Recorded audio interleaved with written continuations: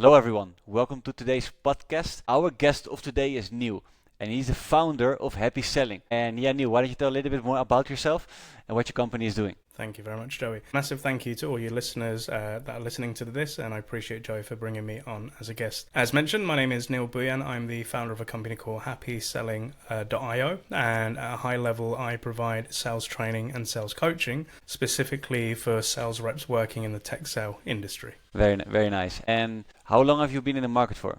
So my business I literally turned 8 years old as of last week, but I've been working in tech for about 15 years now. Congrats with your 8-year anniversary, man. And what you're doing, I'm curious. You're doing like sales training for these kind of people. And where do you see, like, from your experience being, almost a decade, right? Or even more than that, right? Like, where do you see, like, is the biggest kind of challenge for sales reps to really, like, develop their own skills? That's a really good question. So obviously I'm a little bit biased here, but because I'm a sales coach. But one of the main things that I see is a lack of support, or what I mean by that is like one-to-one support for the individual sales rep. With a lot of salespeople, they're either coming into this industry for the first time, where sales, tech, frameworks, methodologies, and all of that good stuff is relatively new to them. And they're joining these cool super scale startups where founders are leading these companies or sales teams, and they're trying to grow this massive organization and hit all these revenue goals. And what comes with that is people with different skill sets and different paces of learning, but they also have their own value themselves. But if we think of it from a leadership point of view, everybody has different needs and wants. Everybody has different elements within their trajectory and career, and they need like love and support when they're going through that transition. So recently I was working with a company where they did a massive survey, and it said that a huge percentage of sales reps do not receive the regular coaching or training that they are craving or that they want. In other words, having a blanket, here's a cold call course or training, or this is how you do outbound and stuff like that. That stuff doesn't really work as much anymore because the world has changed, prospects have changed, and the way that you have a relationship between sales and customers, that dynamic has changed as well. I see a lot of reps coming through my doors where they're like, Neil, we get all the training, we get the enablement, but I'm still struggling, or I'm not where I would want to be, or in comparison to my peers, I feel that I'm lagging and a little bit behind. Yeah, I like what you're saying, because I think there are two components, right, of like developing any skill. It's like one is taking action, because if you don't take action, there's no learning curve. But at the same time, if you do take action, but you don't have to support to really reflect to optimize your learning curve. You do one thing, but then you're not optimizing the other thing, right? What you're actually saying is, yes, take action, but optimize the other thing as well. So you're for sure, when you're actually reflecting on your own learning curve, boom, you're optimizing it to the best way possible. 100%. Yeah, and like what made you actually start this company? Like why are you so inspired to actually do this, to put this out into the world? Yeah, so it comes from my own fears, failures, and frustrations. So when I joined tech, this was way back in 2020. I joined my first startup, which was a US startup, but they were launching their EMEA operations in London. And I was one of their first European sales development reps, or SDRs. But prior to that, Joey, I only had worked in corporate telesales, so I didn't really understand the world of startups. The personas that I was speaking to in telesales were manager and director level. Now I was tasked to speak to the C-level and the C-suite. So doing this for the first time, I really had to do it by like a trial of fire of here's a bunch of accounts, these are the sales tools, this is what we sell, go for it. And, for the first couple of months, I had no idea what the hell I was doing. And half the time I kept thinking, they're going to fire me, they're going to fire me, they're going to fire me. I'm a fraudster. But, working with some really cool experienced salespeople, I learned the tips and the tricks, and they guided me, and they literally gave me that like one-to-one coaching that kind of I give to people now, because it was a small knit team. But shortly, when I started getting the wind under my sails and being successful, hitting targets, bringing in big opportunities, I was this guy in EMEA that was doing some cool stuff, and the US counterparts were like, well, what's this new guy doing? And I think the reason why I was lucky is because I had no foundation of what sales should have been. I was just doing what I thought would work and just trying to book the meeting, right? But thereafter, we had more hires coming on board, and I was the guy that was doing the job in EMEA. So sit with Neil, see what he does, try to, put into practice his outbound skills and learn that. I was onboarding the new hires. And, many years later, I became like an SDR manager for a team in Europe. But the one thing that used to kind of pee me off was they would hire somebody and they'd expect them within their first couple of weeks to book big meetings. Or, they were giving them this sort of sales training, and it was very North American specific, and it just didn't really relate to the way that we did stuff in Europe. And I was having this constant battle with our sales enablement as to like, this won't fly, this won't work. And I was constantly challenged, and I wouldn't say belittled, but it was like, Neil, come on, man, this is like the way that we do stuff. And I would kind of do a compromise, which was kind of like this joke. Okay, let's do it your way. Let's try this. And then when the results weren't yielding, they were scratching their heads and like, why isn't this working? Like, this is the standard gold standard we have for everyone. And I said, okay, how about if I just tweak it a little bit and make it kind of Neil style, and results start coming. And there was this constant thing of like, Neil's an edge case, like his team's an edge case. But then when your whole smaller satellite office of Europe is outperforming those in North America, there has to be something there. I always kind of had this thing of take what I learnt from the big dogs, but then condense it and compartmentalize it for the average Joe to understand. So the person that didn't have that experience, that didn't work in tech, didn't get the methodology, didn't understand why we have to do it this sort of process, and help them, in essence, kind of like dumb it down for anybody to understand. Because that's how I learned. I just always had to try and rationalize, well, what does this really mean? What inspired you to actually start the company in the first place? What inspired me was years of frustration, annoyance at the world of sales, sales leadership, and a whole bunch of other stuff. To put it lightly, when I joined in tech, I had no reference point. I was literally somebody coming from corporate sales, coming into startup sales. And the main difference was at one point when I was in telesales, I was selling to managers and directors and that level. But when joining a startup, I was selling to the C-suite, and those are the type of meetings I had to book, which scared the hell out of me.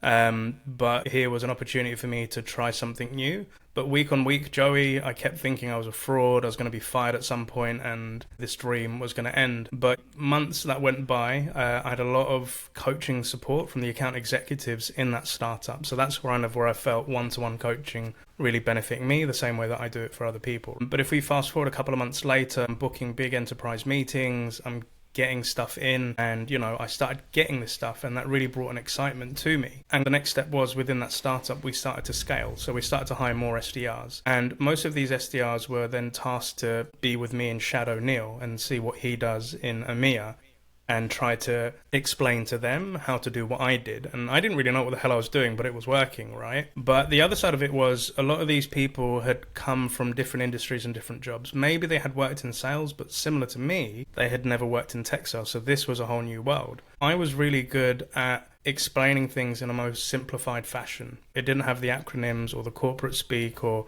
big enterprise language that most of us in our business had. And I could always do this thing of like, Joey, I totally know what it feels like to not understand everything and kind of feel a bit lost, but just stick with me here. But the biggest challenge that I had working in that startup, as we started to scale, so I joined it when it was kind of like Series A, and we grew to like Series F before one day going IPO. But we had a lot of different leadership and, strategy changing over the years. And they really wanted to standardize whatever they did in North America for EMEA to follow suit. And because when you become attached to something you've helped build and you become passionate, any threat to that can put you off a little bit. And there was this always headbutting between me and North America, where I'd moved into leadership and they said, right, we're going to do it this way. This is going to be the go-to-market message. This is going to be the strategy. And my response was, I don't think that's going to fly in EMEA.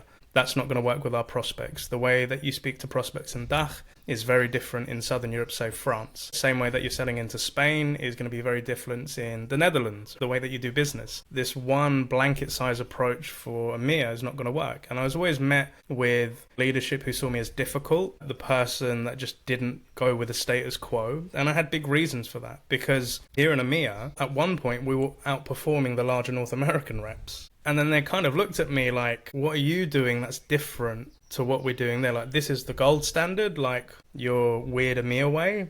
And it was like this element of pride of, we do some good shit and we're really good at what we do. And I remember at one point we had a new GM, like global GM. And this person came from like a huge PTC organization. And they really came in to get us ready for that IPO status. And when they came to EMEA, they met with me and they asked me to explain, what am I doing with business development in EMEA? What's our process? How does it work? And back then, remember, this is like 2013, 2014. So it was the early stages of social selling, using LinkedIn to book big meetings, multi-threading with the account executives.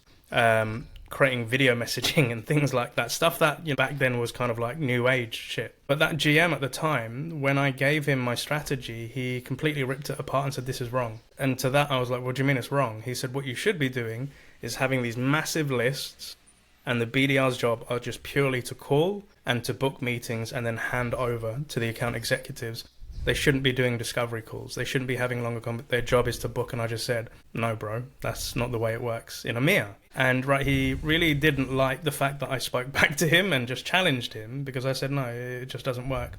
But cut long story short, Joey, we ran for like 2 quarters using their way, and everything dropped. Pipeline dropped, meetings dropped, account executives were screaming that they have no pipe. And I was contacted again, said, okay, can you do your thing and let's see if it makes any difference? Everything went back up. But the humbling thing was, this GM did come back to me and say, Neil, I don't know what you're doing, but it works. And maybe I was wrong to try and change this. And because of that, I respected him and said, cool, let's collab and work together. That was my experience of tech and the frustrations of being a sales rep, but being a leader in that space. And then when I went into my next startup, it was for a company called Showpad, which were based in Belgium. And here within, I got to take the knowledge of working at a really cool, massive startup called Zora at the time, then moving to a smaller startup. And in this space, we were selling to VPs of sales and marketing. That was my new ICP. And here within, I was given the opportunity to learn from the greatest salesmen or salespeople leaders in the world and VPs of marketing, how they correct messaging, how they work together. I was geeking out when it came to sales. But another thing that I kept experiencing was the sales training coming along. For every workshop, if it was Sandler, if it was Winning by Design, or it was all of these other companies, or the Challenger Cell, we had that training as well. There was always this thing, Joey, where it was positioned at the account executive and closers. Like, here's this cool training we're going to give you, and we're going to make you world-class salespeople. And my question always to the leadership and to the training company, like, what about the SDRs? What about the BDRs? And they were like, well, they can join to a certain extent, but the rest of it is not applicable to them because they're not closing. And my argument was, well, they're going to be your future closers because they're taking these jobs to be promoted to then want to become account execs. And I was always hit with this brick wall. And even as me as a rep, when I wanted to join extra trainings, even if they were training like our customer success team, I wanted to join those because I wanted to learn all the different elements of a revenue generating department and team. But it was like, no, you're not needed, or no, it's not for you. And that used to annoy the hell out of me. Whilst I was at Showpad, I went from an account executive and I transitioned into customer success. So my job, Joey, was to train salespeople to use a sales tool. And I did that on end user trainings, doing the demo, showing the cool things that they can do with the sales tracking software. But every time the training finished, I had built a really good relationship with the customer or their sales team. And their reps would be emailing me or sending me messages on LinkedIn and saying, Neil, the sales tool is cool, but what would you do with this prospecting email? What would you do on LinkedIn? How would you handle this objection? What are your thoughts on this prospecting strategy? And I'd be like, Joey, I don't get paid for this, but I'm happy to help because that's what I love doing, helping salespeople. And it happened so many times that I thought, you know what, bro, I could get paid for this. I handed in my resignation and launched Happy Selling. But the difference with Happy Selling was, how do I differentiate myself compared to other sales training companies? Because there's some really cool ones out there. A lot of the sales training companies' messages would be to the leadership. This is what's happening in the world of sales. This is why you need to change. Let's speak to your VP. Speak to the VP. We're going to enable your salespeople to be world-class closers, and this is the methodology and training you need to do. Then you come to the account executive. Your CEO and your VP said, this is the way we should be selling. We're going to enable you. And they would stop there. But with Happy Selling, I went the other way. The way that I looked at it was, I want to meet your SDRs. If I can train and coach your SDRs and give them the love that they're probably not getting, they'll become proficient prospectors and they'll book quality pipeline that account executives would scream for and want. If AEs are getting qualified pipe and closing more deals because SDRs know how to look for deals as if they were AEs, then VPs of sales targets are going to be hit. If VPs of targets are hit, then company and revenue goals are going to be hit. So I went the other way round, and that was my niche. And at the time when I launched Happy Selling, most sales training orgs were focusing on AEs, and I went the other way. And I had a lot of opportunities. A lot of companies and teams are starting because you'd have a VP of sales that didn't have time to train or coach the SDRs. You had a lot of AEs that didn't get on with their SDRs, and there was always this constant fighting of, you're not booking the right meetings, or you're not booking enough you're not converting my opportunities, and I'm bringing you quality. There's always this argument going on. I was like the peacemaker in between those. And doing it for the last 8 years, I've had the privilege of training, coaching, or even managing up to 3,500 salespeople from across the globe. Why did I do it? Because I believe sales can be fun, people can enjoy it, and my company is called happyselling.io, which is coding language for input-output.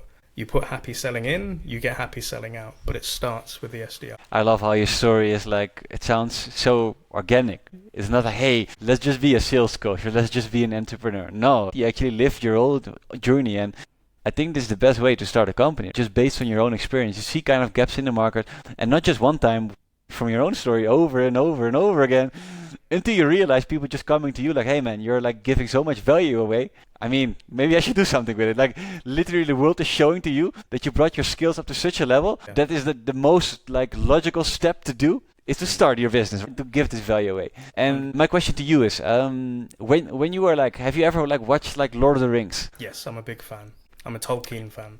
Amazing. Do you know, like, you probably know Gandalf, right? The magic guy. Let's say you can be Gandalf for one day, and you can hold this magic wand, and with this magic wand you could solve like any possible problem you're having at this moment with happy selling. What kind of problem would you choose with this magic wand of Gandalf from Lord of the Rings? That's a tough one, dude. To have all that power in that staff, there are so many problems, but I think if I was to solve the biggest problem that I see is, and again it's in my world of SDRs, well, let me put it to you this way. A lot of SDRs, when they come into sales, their first idea is I become an SDR, then I go into closing sales and I've made it successfully. That's the typical trajectory that most want to go into. But the pitch that I give these SDRs is that you're wearing 4 different hats. Hat number 1 is you're a marketeer. You're evangelizing your business through content, through social, and getting customers interested or educating them. You're a marketeer. Secondly, you're a salesperson trying to convince other business people to have a business meeting with you when they don't know who the hell you are or why they should be meeting you. You're persuading them. Number 3 is you are a product expert over time, where you're explaining how does your solution or platform work and what's the API integration and can it connect to their ecosystem, and answering all this technical stuff. And last but not least, you're an account manager or customer success manager, where a lead may not be ready to buy today, but you have to nurture that relationship to bring it up. What I say to an SDR is being an AE is not the only path in sales or revenue. There are multiple departments you could go into. What I see is the SDR is not an entry to sales, it's an entry to a whole company. And I've worked in all of those 4 different departments, and I do that myself in my own business. So the one that I would love to give is having more people come into sales, where it's a profession where you don't need to have a degree or a qualification or even technical knowledge within tech, and you could really earn a huge potential, but it can be the opening to either going into new departments or new careers, or the same dream that I had, launching your own business. It's not for everyone, but I've met so many people, like I'll give you a real life example. My first training client from 2017, I was working with a finance SaaS company called Silverfin. I can't say the name of this person, but one of those was my first students. And she was somebody that had worked internationally, and she came into tech and sales, and she really used to challenge the training that I gave them, but for good reason, because they questioned everything. We trained the company, they were certified, they were all happy. 8 years later, this same person has reached out to me. Now they're a CEO and founder of their own business, and they're generating millions of revenue. And they've now got a co-founder as well, and they're doing the similar mission to me, where they're not training SDRs with sales training, but they're helping average Joe break into tech. And they give them skills training, upskilling for interviews, and helping them land jobs and go for all of that. She reached out to me that I said, I remember you from my sales training. I remember everything you did. I'm about to go into a new project working with the government, and you're the person that I want to come in to help enhance the sales piece. And I sat there thinking, like, Jesus Christ, when I met you, you were just like a brand new BDR. This was all new for you. Look at all of the amazing things you're achieving, but now coming in and being one of my next projects, but working collaboratively together to help more people. The wand, if I was Gandalf, is I'd let everybody into Middle Earth. Everybody enjoy their time here, not worry and fear about Sauron. And you'll just be happy in the Shire, bro. I love how you're saying that. And also, the funny thing is, you just gave value away when she was just starting off. And boom, like you just gave so much value away that she has her own company, like which is like creating millions. Yeah. Plus, not only that, it's creating another opportunity for you as well. Which is, and then talking about happy selling to finish it off the podcast. Like, what are some of the goals you're having? Let's say for the next let's say 6 to 12 months from now? That's a good question. This is something that I've spoken at length with another guy in my space called James Buckley. Highly recommend looking up from Sell Better. And this is a learning that I had from Gary Vaynerchuk. So this is going to sound weird, but stay with me, Joey. Gary says the worst way that you can promote your company as a business or a service, because he said everybody's doing that. He said the way that you want to be promoting your company is like a media company. And the reason I say this, when I was speaking to James Buckley, who's kind of in the same space as me, he said to me, he's like, Neil, you're not a sales trainer. You're not a sales coach. You're sales media. If you think about it, I have my own podcast. I put a lot of content on LinkedIn. I've got stuff on TikTok, on YouTube and all of this. I create so much content from the different conversations that I have that it's freely available to anybody on the internet that's looking for information about how to get into this. For the next 6 to 12 months, I want to be pumping as much content to help as many people. And here's a true story. This morning, I had a discovery call with a prospect, and they booked in with me early this morning. And one of the questions that I ask with anybody, Joe, is, how did you come across me? And this is where it gets weird. The guy said, ChatGPT. And I said, could you tell me more? He said, I literally typed into ChatGPT, could you recommend me some good sales coaches in the UK that help with one-to-one coaching around prospecting and training? And he said, Neil, you were one of 3 people that it recommended to me. And I was just like, that's cool. That's the first time I've ever had an inbound lead tell me that. But that's come through my content creation. Most of the conversations or deals or leads that I have come through content. I don't have to outbound as much as I did in 8 years ago, but most of my leads come off from content. But nobody has to pay any money or membership fees to access that content. I want to blow with content, bro. I want to put as much out as I can. Love it, and love how you're saying that, like, you don't have to do as much outbound. So the more you're in business, the more you kind of start to become this kind of magnet. It's not pushing anymore, but you have this, like, from all the value you have created, you have this kind of magnet that people start coming to you, even with ChatGPT. That's that's super interesting, yeah, right? It's mad. And for the people who are watching this podcast right now, Neil, how can they connect with you or Happy Selling? Good question. If you just find me on LinkedIn, Neil Bhuiyan, or if you search on any social media platform, Happy Selling, or the SDR Disco Call, one word, if you search those 2 things, you'll find me. Amazing, Neil. Thanks so much for being on the podcast, sharing your own personal story, sharing why you're so passionate about it, sharing your learning lessons, talking about the magic wand from Gandalf. Yeah, man, thanks for sharing all your value for the people who are watching this podcast. I'm going to make sure to put all the links of Neil down in the description below so you can easily find it. Thanks everyone for tuning in, and see you all in the next episode.